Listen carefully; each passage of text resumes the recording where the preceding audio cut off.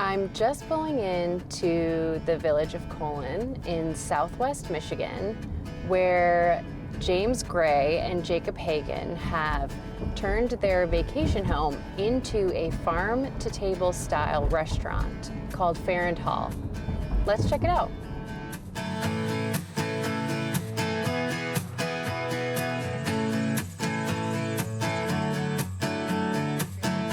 James and Jacob bought Fair & Hall in 2017 as a weekend getaway from their home in Chicago.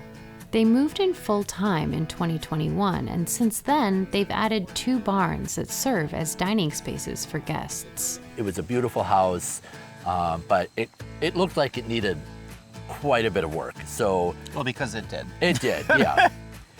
The house was built in 1854, and it's the namesake for the business that Jacob and James have built. That's the name of the house as it is listed on the National Register of Historic Places. And it is a listing because of the architectural significance. It's rather unusual to have a house of this age and this design in Michigan. Right from the start, James and Jacob saw the potential of Fair & Hall to be more than just a weekend getaway. We knew the 12 acres had, potential to, maybe host some really fun parties. And that's really one of the reasons why we ultimately did this. But what began as private parties soon grew into something bigger. We started hosting our dinners in 2019, and the first year we only had 5 dinners. We always started with communal dining, coursed communal dining, and a lot of the chefs come out of the network that James has. It was us inviting some chef friends of ours out and saying, hey, come out for the weekend, and do you need a weekend away from the city? Mm-hmm. And come out and we'll throw a bunch of tables and cook some food, and we'll meet new people and create this experience out here. Dinner guests are encouraged to explore the property before they eat. When guests come to dinner, we typically allow them to come up to an hour ahead of the start time, and we do encourage people to walk around the gardens and enjoy just the sights and what's happening. But the scenery is more than just for show. The chefs often take advantage of the small gardens and even forage for ingredients to provide local flavors for the meals. Foraging and these time-tested traditions, those things are very important to me. And they have been for several years. So having the 12 acres at Fair & Hall at my disposal, or at our disposal as a team, is kind of indispensable. This approach is shaped by Ken Miller, Fair & Hall's executive chef. He leads the team in building each menu around what the landscape and the season has to offer. We try to be as inspired by nature and, the ebbs and flows of the different seasons as much as possible. If something's only around for a week or 2, well, if you're lucky enough to come and eat it during that time, then that's the only time that it shows up.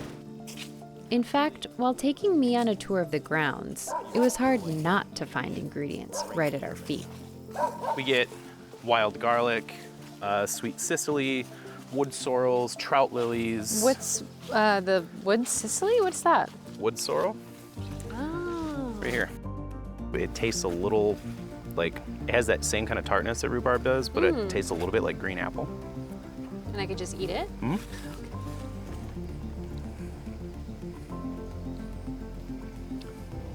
It's like green apple candy. Yeah. Wow. Yeah. I make these little seed pods, which are also kind of fun to crunch on. So you can see these little spots of leaves and whatnot. This is the wild ginger. And once you recognize what that leaf looks like, you see that it's everywhere out here. If you can smell past the dirt right now, you get a very, Wow. yeah, it's like ginger and black pepper. Yeah, exactly. So part of our prep lists will include coming out here and collecting some of this, and then we dehydrate it, and then we grind it, and then rather than using conventional ginger, this helps us to create that sense of being in this area. Yeah. So a lot of our spices come straight from this property too. One of the plants in the vegetable garden even carries a long personal history. This lovage is a cutting transplant from a plant that my grandparents have been growing for 30 years. So I think I was 4 years old when they first planted it.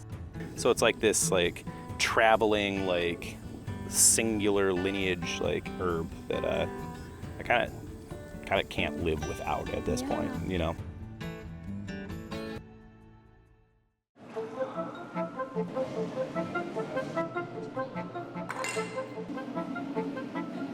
By evening, the focus shifts from the fields to the dining room. Guests are seated at a single long table, and it was pretty easy making new friends. For the table of 6 to share. We often say that, the food is really kind of the, just sort of the catalyst for bringing people together. I think that what we have found over the years is that even though guests might question the idea of sitting at a table with a bunch of strangers, that when the experience is over and they're leaving, that it is clear that for 2.5 or 3 hours, they talked nonstop to strangers, and they're taking that experience away. And on the table, dishes that showcase the creativity of the kitchen. Tonight, the tasting menu included smoked lamb, tomatoes and marigolds from the garden, and a unique dish called watermelon tataki. So we're taking watermelon and putting it through a couple different stages so that the final outcome is very much like tuna, in the sense that we slice it just like you would sashimi. It's flexible, it's very concentrated. Even the fiber itself sort of resembles the muscle fibers that you would see in a piece of fish. It tastes like candy. Dessert even included pawpaw, a North American fruit that's pretty hard to find. So trying it was a real treat. I really want people to walk away from dinner having this sense of deep appreciation for localized food, for things that they still have, good vibrations in them. It's not packaged and shipped across the country. It's, stuff that's made and raised and picked by people that we see face to face. It's just that kind of very simple, very casual, kind of easiness of friendship and connection that just comes about when you sit and eat and enjoy a drink with people out in nature, especially in nature. That's a big part of it. Mm-hmm.